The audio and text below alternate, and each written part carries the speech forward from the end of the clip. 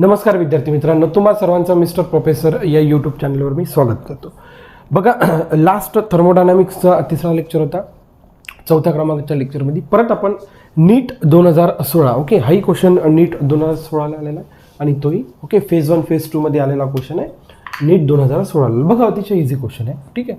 आणि दोन्ही question refrigerator आहे की नाही, म्हणजे जे काय आपण हीट इंजिन आहे, आपण आयडियल हीट इंजिन म्हणून कॅरनॉटचं शिकलो. त्यानंतर रेफ्रिजरेटर, हीट इंजिन आणि रेफ्रिजरेटर दोन्ही रिव्हर्समध्ये काम करतात. इथं लक्षात, म्हणजे ज्या पद्धतीने हीट इंजिन वर्क करतो त्याच्या एक्झॅक्ट रिव्हर्स पद्धतीने रेफ्रिजरेटर वर्क करतो, ठीक आहे. तर बघा, आपल्याला refrigerator works between the temperature of 4 degree Celsius and 30 degree Celsius full stop. It is required to remove the 600 calories of heat energy okay in every second in order to keep the temperature of the refrigerator space constant. The power required is, आपल्याला विचारलेला आहे power, ठीक आहे. Power म्हणजे तुम्हाला माहिती पाहिजे, power म्हणजे राहते work done per unit time, ठीक आहे. आता ही जी काही पॉवर विचारला आहे, किती टाइमसाठी विचारला बघा, फॉर एव्हरी सेकंद म्हणजे power equals to work done divided by time किती टाइमसाठी विचारला आहे आपल्याला, एका सेकंदासाठी. म्हणजे 1 सेकंद लिहा किंवा नाही, काही फरक पडते का, नाही. म्हणजे तुम्हाला जर पॉवर फाइंड आउट करायचं आहे, इथं लक्षात, तुम्हाला जर पॉवर फाइंड आउट करायचं आहे म्हणजे इनडायरेक्टली मला काय म्हणायचं आहे की वर्क डन फाइंड आउट करायचं आहे. काय फाइंड आउट करायचं आहे, वर्क डन, ठीक आहे. आणि पॉवरचं युनिट राहते watt, okay. Otherwise work done आपण कशामध्ये फाइंड आउट करतो, जूल. आणि टाइम कशात राहतो, सेकंद. जूल पर सेकंदला वॅट पण म्हणू शकतो, ओके. अदरवाईज फक्त काय म्हणू शकता, एकतर जूल, जो काही पॉवर राहते त्याचं युनिट अदरवाईज एकतर जूल पर सेकंद राहणार, अदरवाईज काय राहणार, वॅट. वॅटसाठी आपण हा कॅपिटल डब्ल्यू सिम्बॉल यूज करतो. आणि सगळे जे काही ऑप्शन्स आहे या सगळ्यामध्ये बघा तुम्हाला वॅट दिसते, याचाच अर्थ जूल पर सेकंद. म्हणजे जो काही वर्क डन पाहिजे तो कशामध्ये पाहिजे, जूल, काही हरकत नाही. बघा, रेफ्रिजरेटरचं वर्क समजून घ्या. सुरुवातीला अतिशय इझी आहे, ओके. बघा, हा झाला सोर्स, हा झाला सिंक, ठीक आहे. आता इथं सोर्स म्हणजे काय राहते, एकतर सराउंडिंग राहते, ओके. म्हणजे अदरवाईज आपण याला कॉम्प्रेसर पण म्हणू शकतो.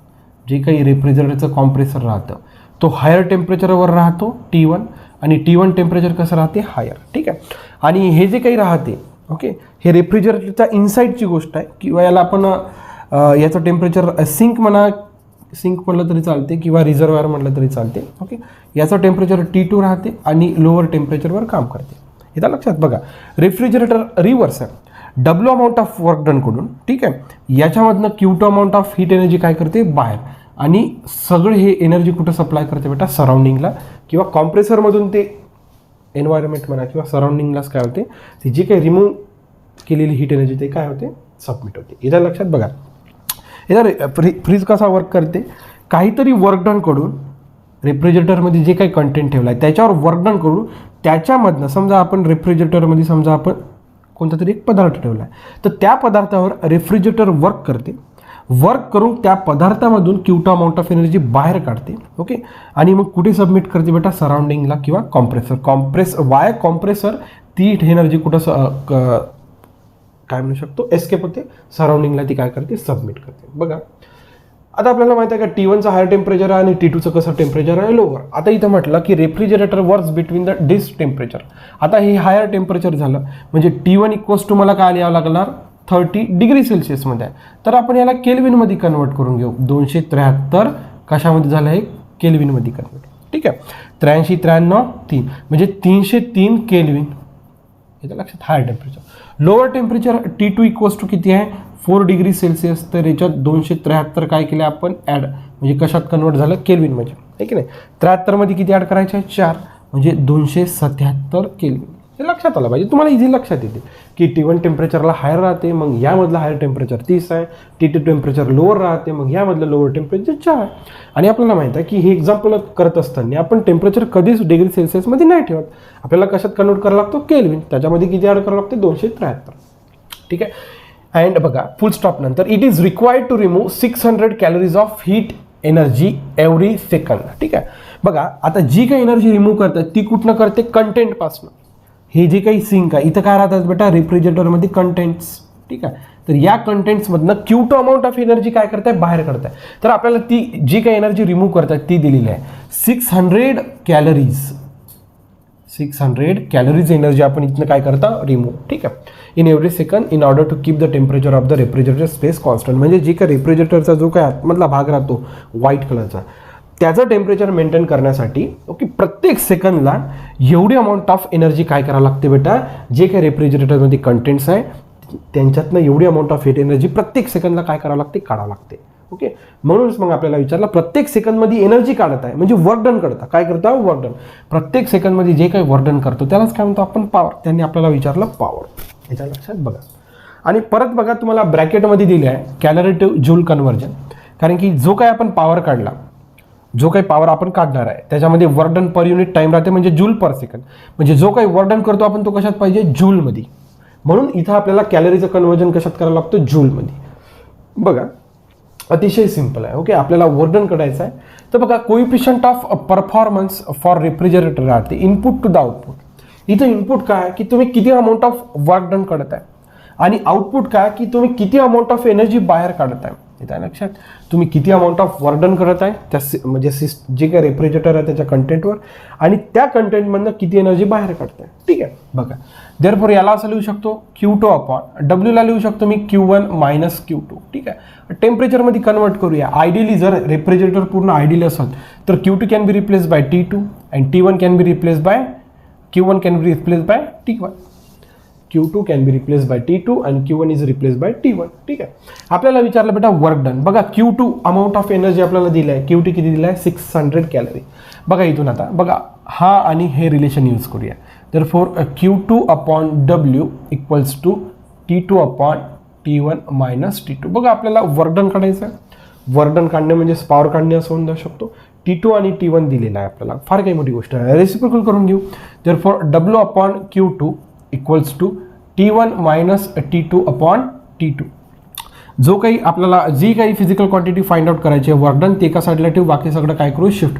Therefore Q2 times T1 minus T2 divided by T2. फक्त आता व्हॅल्यूज टाका आणि आन्सर तुम्हाला इझिली मिळेल. ठीक आहे. Therefore work done equals to बघा Q2 अमाऊंट ऑफ एनर्जी दिली आहे आपल्याला 600 कॅलरीज. कॅलरीचा जूलमध्ये कन्वर्ट करता आणि आपल्याला कितीनं मल्टिप्लाय करायचं आहे, 4.2. म्हणजे जी काही वर्क डन येणार, जो काही वर्क डन कॅल्क्युलेट करणार आपण कशात आता वर्क डन येणार, जूलमध्ये. ठीक आहे. T1 आपल्याला किती दिलेला आहे, 303. चला काही हरकत नाही. मायनस किती दिला आहे तुम्हाला, 277. T2 आपल्याला किती दिलं आहे परत, 277. चला काही हरकत नाही. बघा एकदम सिम्पल कॅल्क्युलेशन आहे. देअरफॉर W इक्वल्स टू बघा 600ला 6 इंटू 10 पॉवर प्लस 2 लिहू आणि 4.2ला 42 इंटू 10 पॉवर मायनस 1 लिहू. पॉवर ॲडजस्ट करतो. 303 मधनं 277 गेलं तर इथं राहते 26 डिवायडेड बाय 277. बघा आता अप्रॉक्सिमेट कॅल्क्युलेशन्स कसे करायचे. बघा तुम्ही चारही ऑप्शन बघा, चारही ऑप्शन अतिशय दूर आहे. 236.5, 2365, 2 पॉईंट ओके आणि 23 पॉईंट. त्याच्यामुळे अप्रॉक्सिमेशन असे घ्यायचे. बघा आता 277ला मी 270 लिहितो. इथे लक्षात बघा. Therefore work done equals to बघा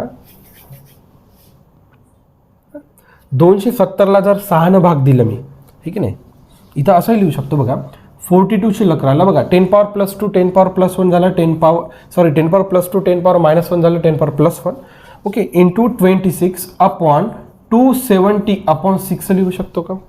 बघा हा जो काही 6 आहे ना खाली ॲडजस्ट केला करता येतो. कारण की बघा या कॉम्बिनेशनमध्ये पहा, या फॉर्मॅटमध्ये 6 कुठं जाणार, वरच जाणार. ठीक आहे. आणि 270 भागीला जर आपण 6 केलं तर मला वाटते 45 राहते. एकदा करून बघू. 270 भागीला 6, 6 1 6 बाय 24 बरोबर आहे. 3 राहिला हां आणि 6 पंचे 30 म्हणजे 45चा भाग गेला. ठीक आहे. Therefore work done equals to बघा 42 into 26 into 10 power plus 1 divided by 45. ठीक आहे. बघा आता तुम्ही जर 42 इंटू 26 करून टाकूया. 42 इंटू 26 साईन दोन्ही 12 2 हात चालेल, साईन चौक 24 आणि 25. ठीक आहे. इंटू बेदुनी 4, 4 दोन्ही 8, 2 9, 8 2 10, 1092. ठीक आहे. ठीक आहे. आता हे सिम्पल कॅल्क्युलेशन्स आहे. ओके. आता हे फर्दर कॅल्क्युलेशन्स मी नाही करणार, तुम्हालाच करायचे आहे. ओके बरोबर आहे. एक फक्त एकदा मला चेक करू द्या. म्हणजे याचा 45 आला. ठीक आहे. खाली 45 ठेवला आपण. आता 42 गुणिले 26 साइन दोन्ही 12 2 हातचाला 1, 6 1 6 12 सांच्याकडे 24 आणि 1 25. मराठीच आहे. मी सगळं ते माझं म्हणजे बालपण समजा असं म्हणू शकतो की 2 1 जा तिथं मला नाही आहे, ते मला असं मराठीत येते. ओके. बिदोनी 4, 4 दोन्ही 8, इथं 2 आला, 5 आणि 4 9, 8 आणि 2 10. Very good. ठीक आहे. म्हणजे 1092 ओके इंटू 10^1 म्हणजे काय म्हणू शकतो इथं. हां, इथे एक काम करू आपण. बघा आता बघा 10^1 म्हणा किंवा 10 म्हणा, काही हरकत नाही. बघा इथं 5चा भाग जातो. 5 1 5, 5 दोन्ही 10 आणि 5 9 45, म्हणजे गुणीला 2 भागीला किती राहतं हो 9. ठीक आहे. मग हे जर सिम्पल कॅल्क्युलेशन केलं आपण, बघा 1092 म्हणजे बेदुनी 4, हे की नाही, बेदुनी 4, 9 दोन्ही 18, 8 हातचाला 1, बेशून्य 0, एक ॲड करूया, आहे की नाही, बे एक बे divided by 9, 2184 divided by 9, 2184 divided by 9, 9 3 27, आहे की नाही, 9 9 दोन्ही 18, आहे की नाही, 2चा भाग गेला, इथं 18, 3 शिल्लक राहिले, 9 9 9 2 9 चौक 36चा भाग गेला, आहे की नाही, 2 शिल्लक राहिले, 4 आले, 9 9 9 दोन्ही 18, 9 दोन्ही, आहे की नाही, म्हणजे 18, म्हणजे इथं शिल्लक राहिले हां, म्हणजे 242 पॉईंट समजा समथिंग येणार, 242 पॉईंट. तर 242 पॉईंटच्या ॲप्रॉक्सिमेट जवळ कोण आहे बघा, 23.6. कारण की असं का बरं येतं, एक्झॅक्ट आन्सर का बरं येत नाही, कारण की आपण बघा इथं 277ला 270 कमी व्हॅल्यू केली, त्याच्यामुळे इथली व्हॅल्यू कमी केल्यामुळे ही व्हॅल्यू जास्त येणार आहे. ठीक. तर 242 पॉईंटच्या जवळ एकच ऑप्शन दिसतो, कारण की बाकी सगळे ऑप्शन दूर आहे. तर 2000 मध्ये हा 2 पॉईंट आहे आणि हा फक्त 23.65 आहे. याच्या लक्षात अशा प्रकारे कॅल्क्युलेशन्स करावं लागतं. ॲप्रॉक्सिमेशन्स तुम्हाला करावं लागणार आहे. ओके. कारण की ॲप्रॉक्सिमेशन्स जे काय आपण करत आहे ते काळजीपूर्वक करायचं, ऑप्शन्स पाहून करायचं. आता जसं मी इथं ऑप्शन्स बघितले की 4ही ऑप्शन्स भरपूर काही दूर आहे, त्याच्यामुळे तुम्ही ॲप्रॉक्सिमेट केल्यावर त्या आन्सरवर इझिली पोहोचू शकता. बघा त्याच्यानंतर ओके याही क्वेश्चनचं आपण सोल्युशन बघून घेऊया. हाही क्वेश्चन नीट 2016ला बहुतेक तर फेज 1 आणि फेज 2 मध्ये आलेले हे 2 क्वेश्चन्स आहेत. बघा, the room temperature inside a refrigerator is T2 degree Celsius and the room temperature is T1 degree Celsius. इथं रूम टेम्परेचर म्हणजे सराउंडिंग म्हणा किंवा कॉम्प्रेसर म्हणा. Full stop. The amount of heat delivered to the room for each joule of electrical energy consume ideally will be. बघा त्यांनी काय विचारलं, बघा रेफ्रिजरेटरचं कन्स्ट्रक्शन सुरुवातीला आपण काढून घेऊया. ठीक आहे. हे झालं W amount of work done कडून, इथनं आपण Q2 amount of heat energy बाहेर करतो आणि Q1 amount of heat energy काय करतो इथं सप्लाय. इकडे राहतं टेम्परेचर T1, इथं राहतं टेम्परेचर T2. बघा त्यांनी काय विचारलं आपल्याला, the amount of heat delivered to the room, म्हणजे रूमला आपण किती एनर्जी डिलिव्हर्ड करतो Q1. ठीक आहे, Q1 for each joule. Each joule म्हणजे आपण काय करतो work done. Amount of heat energy delivered to the room आणि per unit work done of electrical energy consume ideally will be. ठीक आहे, आपल्याला हे विचारलं आहे. चला काही हरकत नाही. ओके, काही हरकत नाही. ठीक आहे. देअरफॉर बघा Q1 अपॉन ओके ठीक आहे, आणि डब्ल्यूला काय लिहू शकतो मी Q1 मायनस Q2. ओके. आता एनर्जीला टेम्परेचरमध्ये कन्वर्ट करताना Q1 is replace by T1 झाला आणि Q1 is replace by T1 and Q2 is replace by T2. ठीक आहे. देअरफॉर Q1 अपॉन, आता जे काही वर्क डन करतो आपण, किती वर्क डन करतो इच जूल, म्हणजे 1 जूल वर्क डन, म्हणजे इथं 1 लिहा नाही लिहा काही फरक पडत नाही. 1 joule of work done equals to बघा T1 upon T1 minus T2. ठीक आहे. आता बघा T1 हे हायर टेम्परेचर झालं, T2 हे लोअर टेम्परेचर. ठीक आहे. आता बघा त्यांनी म्हटलंच आहे the room temperature inside a refrigerator, म्हणजे हे सिंकला किती राहणार हो T2 डिग्री सेल्सिअस आणि रूमला किती राहणार T1ला T1 डिग्री सेल्सिअस. फक्त तर सेल्सिअसचा आपल्याला कन्वर्ट करावं लागतं केल्विनमध्ये. बघा T1च्या ठिकाणी मी T1 ठेवतो, पण केल्विनमध्ये कन्वर्ट करत असताना T1 प्लस 273 लिहितो. ठीक आहे. सेम खाली T1च्या ठिकाणी T1 स्मॉल T1 ठेवून 273 ॲड करावं लागतं, मायनस ऑफ T2च्या ठिकाणी आता मी किती ठेवतो स्मॉल T2 प्लस 273. बघा एकदम सिम्पल कॅल्क्युलेशन्स आहे. आता T1 प्लस 273. आता बघा हा जर ब्रॅकेट ओपन केला तर प्लस 273 आणि मायनस 273 काय होतं कॅन्सल, मग खाली शिल्लक राहते T1 minus T2. Amount of heat energy delivered to the room okay in for 1 joule 1 joule work done कडून Q1 amount of heat energy आपल्याला जी काही रूमला म्हणा किंवा कॉम्प्रेसरला किती सप्लाय करतो, तर T1 + 273 upon T1 minus T1 + 273 upon T1 minus T2. Therefore option number 3 is the correct one. इथं लक्षात म्हणजे बघा हा क्वेश्चन ह्या क्वेश्चनपेक्षा इझी होता. म्हणजे याच्यात खूप काही जस्ट फॉर्म्युला बेस्ड क्वेश्चन आहे, फक्त लक्षात आलं पाहिजे. आणि हाय क्वेश्चन्समध्ये खूप काही मोठं नव्हतं, फॉर्म्युला बेसिस क्वेश्चन आहे, फक्त पॉवरची डेफिनेशन, त्यानंतर हे छोटे कॅल्क्युलेशन्स. ओके, कॅल्क्युलेशन्स महत्त्वाचे आहे. आता इथं जे काही 4 ऑप्शन्स होते ते 4ही ऑप्शन्स दूर असल्यामुळे त्याच्यामुळे मला इथं ॲप्रॉक्सिमेशन घेऊन ॲन्सरकडं जावं लागेल. इथं लक्षात. जर तुम्हाला व्हिडिओ आवडत चालले सर तर लाईक शेअर सबस्क्राईब करायला विसरू नका. So thank you for watching. See in the next video.